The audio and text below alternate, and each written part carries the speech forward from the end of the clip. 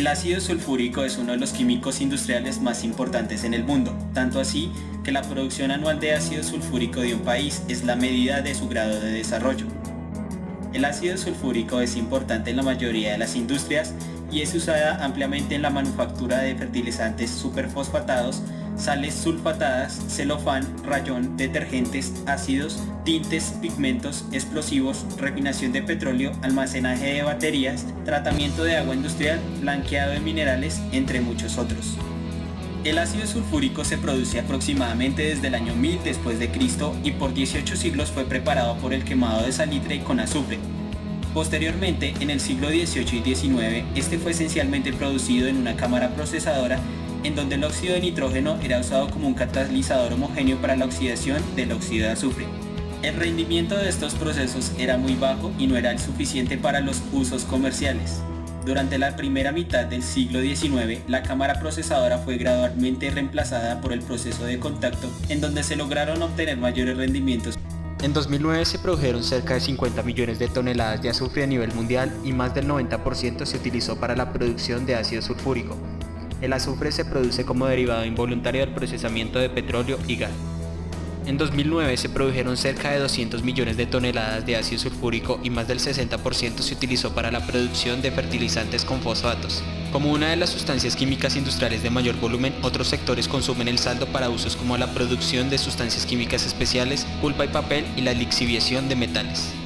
A finales del 2009 la demanda en los sectores del uso final mejoró, ocasionando una subida de precios que se extendió hasta el 2010.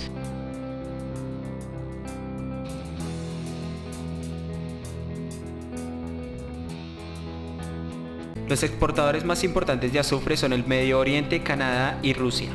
Los importadores principales de azufre son China, que representa casi el 25% del consumo mundial, el norte de África, India y los Estados Unidos.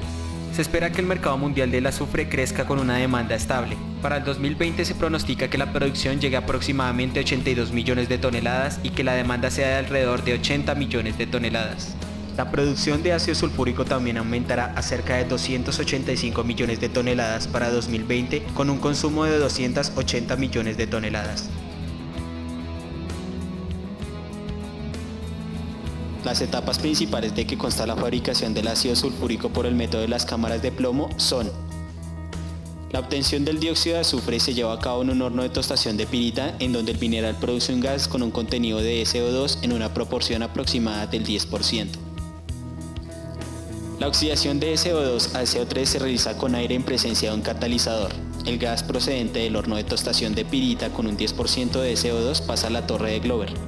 Esta torre, de aproximadamente 16 metros de altura, está empacada con anillos de porcelana. Por la parte superior de la torre entra una mezcla que contiene ácido sulfúrico y óxidos de nitrógeno, que son los que actúan como catalizadores. En esta torre de Glover tienen lugar las siguientes reacciones. De cierta forma, la cantidad del SO3 que se va produciendo pasa a ácido sulfúrico según la reacción. Este es el llamado ácido de torre o ácido Glover, que tiene concentración aproximada del 78%, aunque no es el producto final. En este proceso de producción de ácido en la torre de Glover, los óxidos de nitrógeno son liberados sin consumir y quedan a disposición de seguir siendo utilizados. Dicha corriente, compuesta por SO2, SO3, NO2, NO, N2O3, N2O2 y vapor de agua, sale de la torre de Glover y es dirigida a las cámaras de plomo.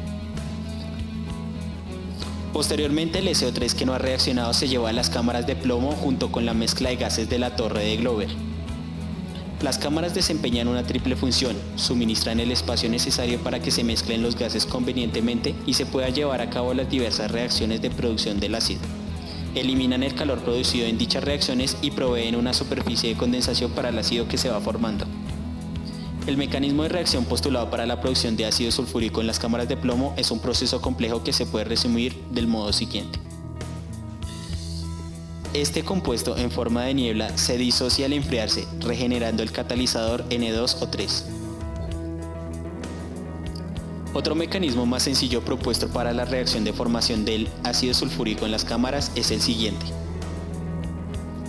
El ácido sulfúrico que condensa en las paredes de las cámaras se acumula en el fondo y se extrae. Este es el producto final, el cual tiene una concentración entre el 62 y 68%.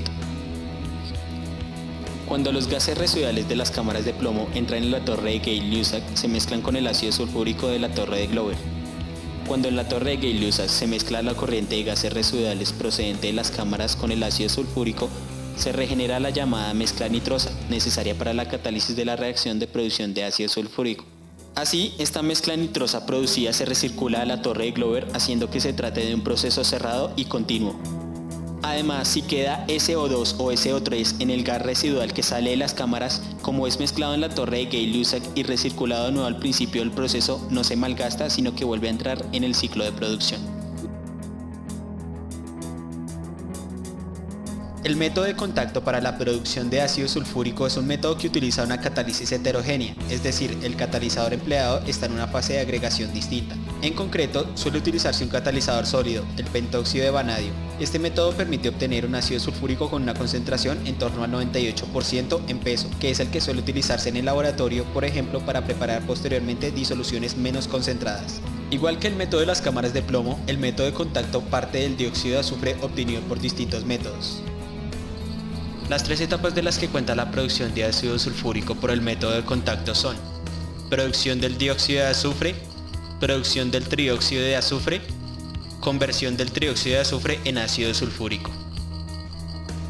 Para la explicación del método se tendrán en cuenta tres diferentes fases.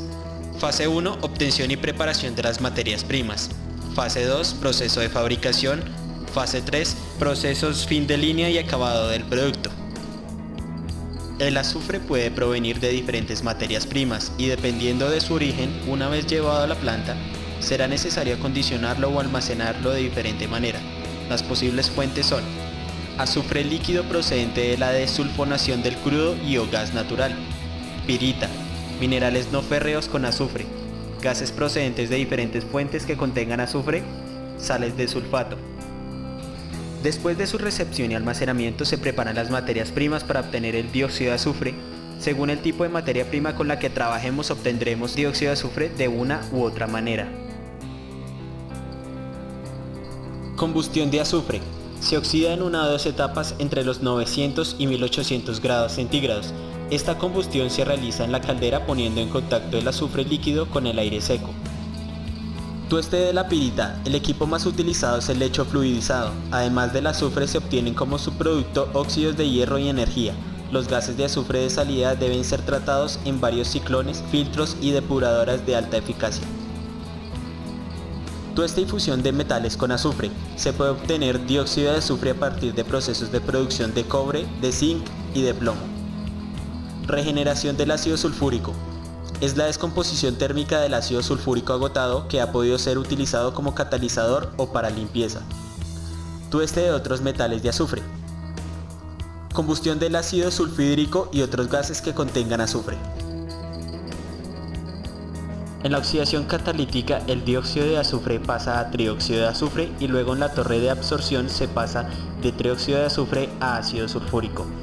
Existen 7 procesos posibles en la fabricación del ácido sulfúrico en función del contenido del porcentaje de dióxido de azufre a la entrada del horno de oxidación.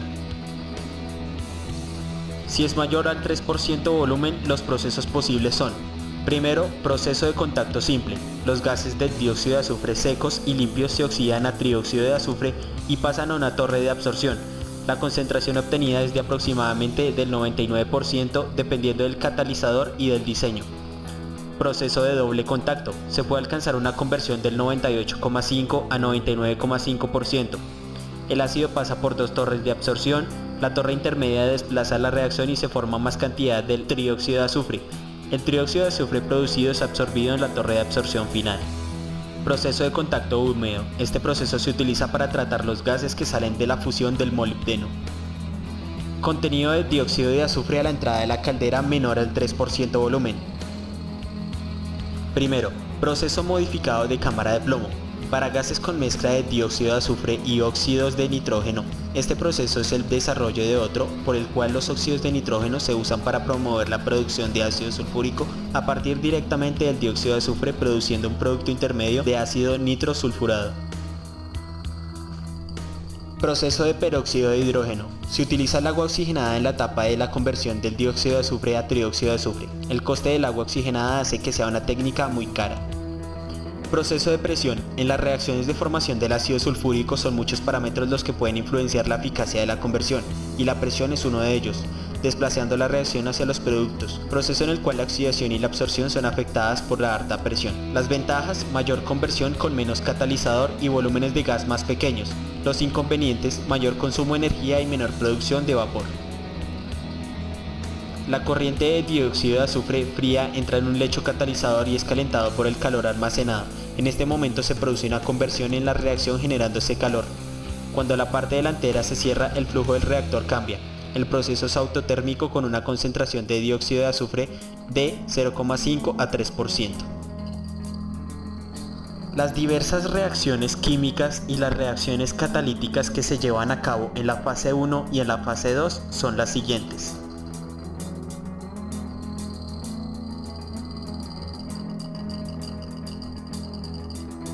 Los procesos finales de línea y de acabado del producto que se llevan a cabo en la fase 3 son los siguientes. Dilución.